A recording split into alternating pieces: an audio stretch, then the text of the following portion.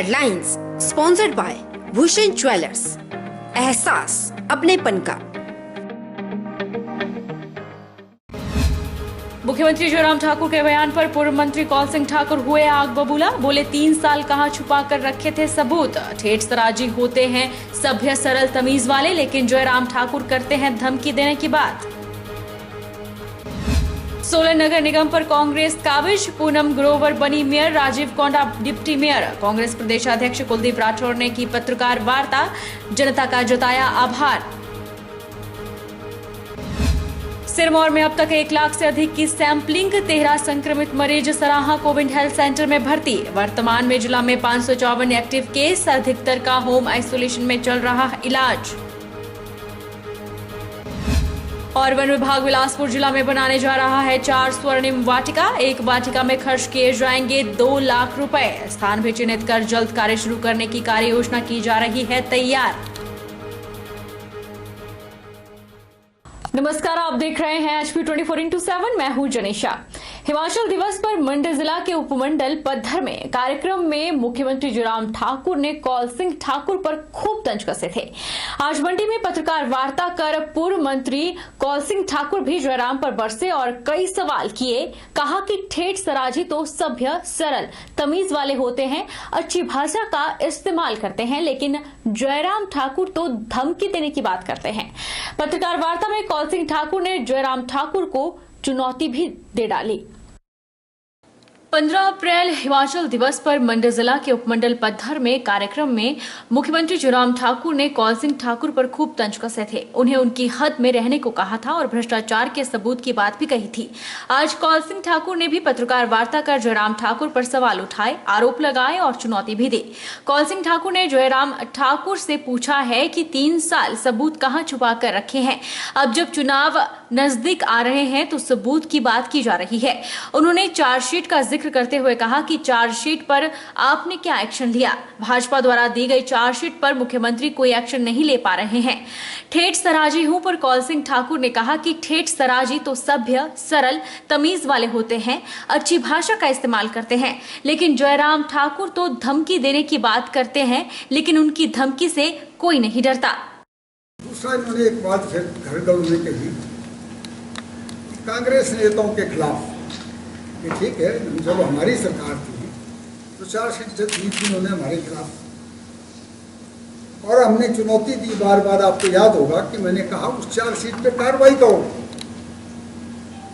कल कहा कि हमारे पास बहुत सबूत है, तब ये कहते हैं 3 साल सबूत क्यों छुपा के रखे आपने।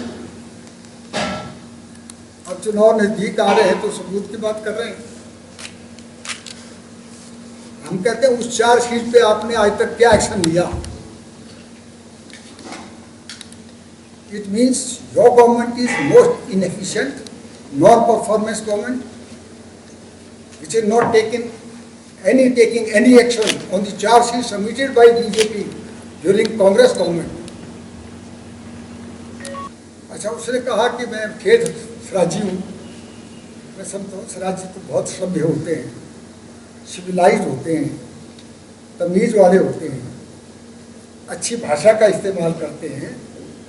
तो ये कहते हैं कि सब कांग्रेसी जो है भ्रष्टाचारी है, सबूत हमारे पास है, और कहता है ये कांग्रेसी खाल में रहे, यानी धमकी देने की बात करते हैं।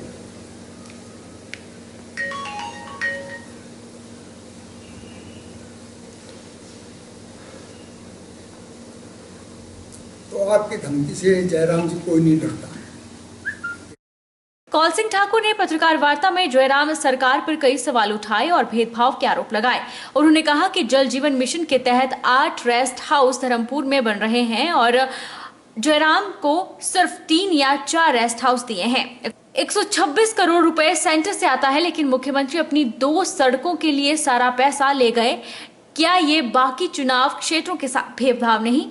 द्रंग में 250 करोड़ खर्च किया गया है। उन्होंने मुख्यमंत्री से इस पर श्वेत पत्र जारी करने को कहा कि ये पैसा कहां कहां खर्च किया गया है।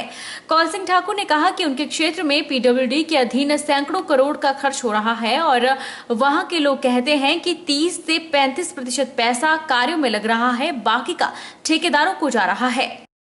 कहते हैं दरंग में 250 करोड़ रुपये खर्च किए गए। मैं उनसे चाहता हूँ कि इसका व्हाइट पेपर जारी करें, कहाँ कहाँ 250 करोड़ खर्च किया है। कहीं ऐसा तो नहीं आपके चुनाव क्षेत्र में सैकड़ों करोड़ का खर्च हो रहा है पीडब्ल्यूडी का, और वहाँ के लोग कहते हैं कि 30 से 35% पैसा लग रहा है, बाकी पैसा ठेकेदारों को जा रहा है। इसकी भी जांच होनी चाहिए। स्वागत किया था कि मंडी का चीफ मिनिस्टर बना है और पूरे मंडी जिले के लिए काम करेंगे, लेकिन ये कहते हैं कि भाई 2 चुनाव क्षेत्र, ये ठीक है किसी से छुपा हुआ।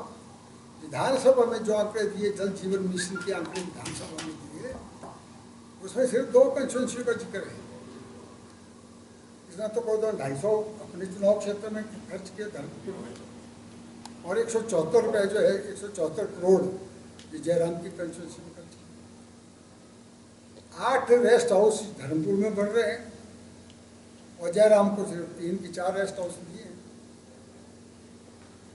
जल शक्ति विभाग के।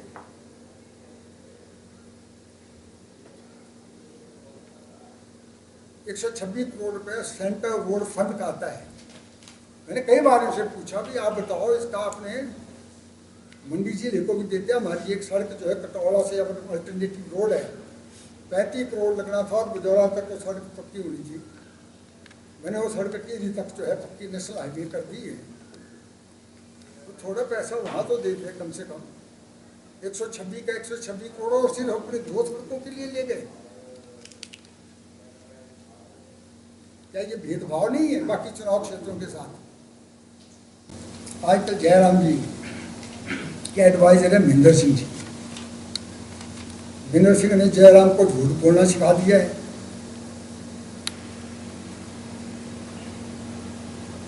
गलत भाषा का इस्तेमाल करना सिखा दिया और भ्रष्टाचार में भी नाम भी आ रहा है साथ हर वक्त साथ। और जल जीवन मिशन में जो भ्रष्टाचार हो रहा है वो किसी से छुपा नहीं है।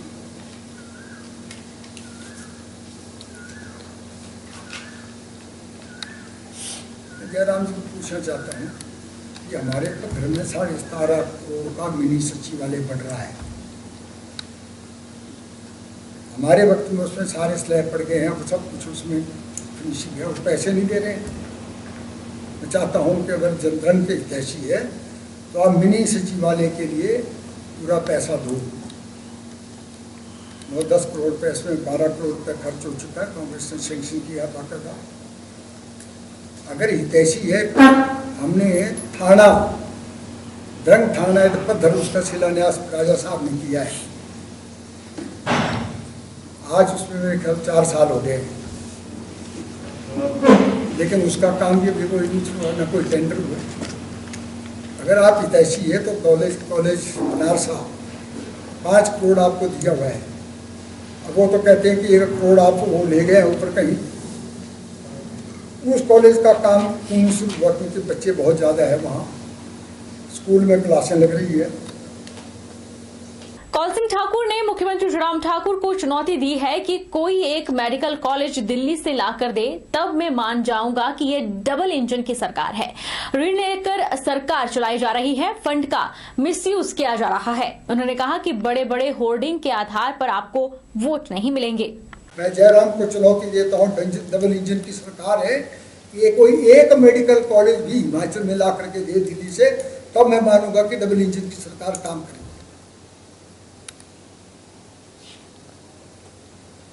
ऋण लेकर के सरकार चलाई जा रही है, ऋण लेकर के मुलाजिमों की तनख्वाह दी जा रही है,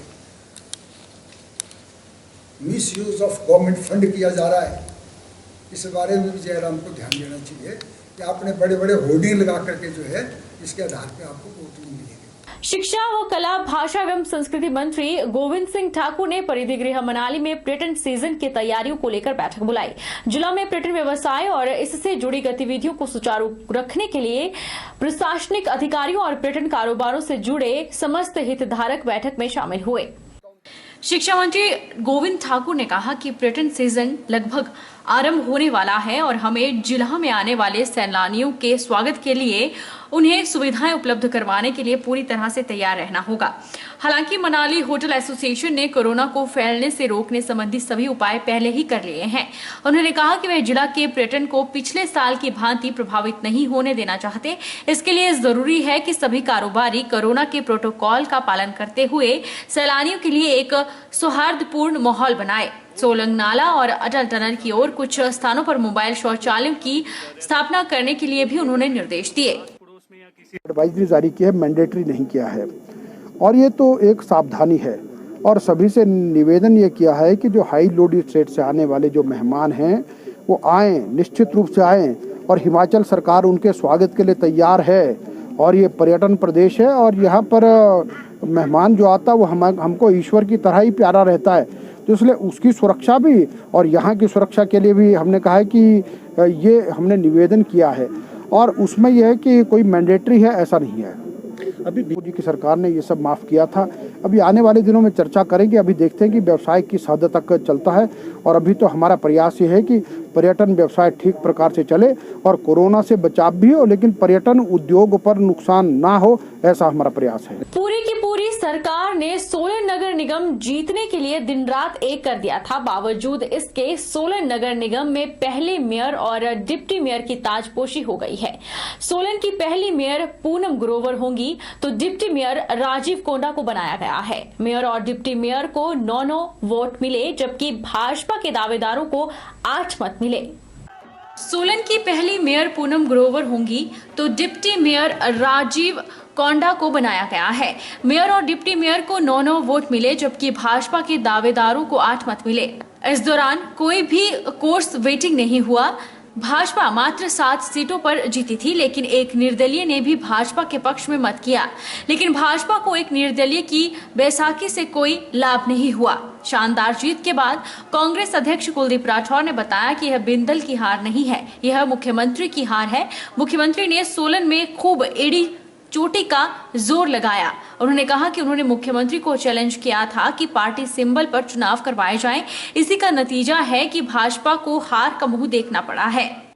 नहीं, ये बिंदल की हार नहीं है, ये सरकार की हार है और ये जो है जनबल की जीत है। जनबल ने जो है धनबल को हराया। कांग्रेस पार्टी ने चुनौती दी थी मुख्यमंत्री को कि आप जो नगर निगम के चुनाव है वो पार्टी चिन्ह पे करा के देखिए।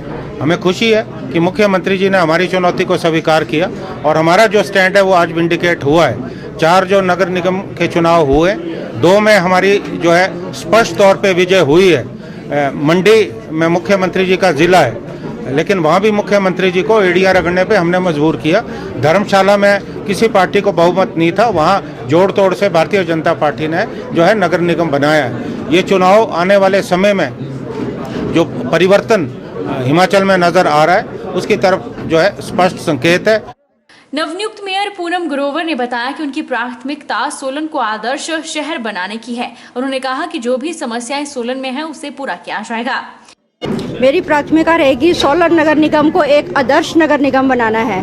उसमें सबसे पहले जैसे यहाँ पार्किंग की समस्या है, पैदल चलने के रास्ते की समस्या है, पानी की समस्या है, अपने गार्बेज की समस्या है और एक ग्राउंड की भी यहाँ थोड़ी दिक्कत है। एक ही ग्राउंड है हमारे पास, तो ये सब समस्या को जो है जल्द से जल्द जो है हम इनको समस्या को दूर करेंगे। रुकेंगे एक छोटे से ब्रेक के लिए। ब्रेक के उस पार फौरन लौटेंगे।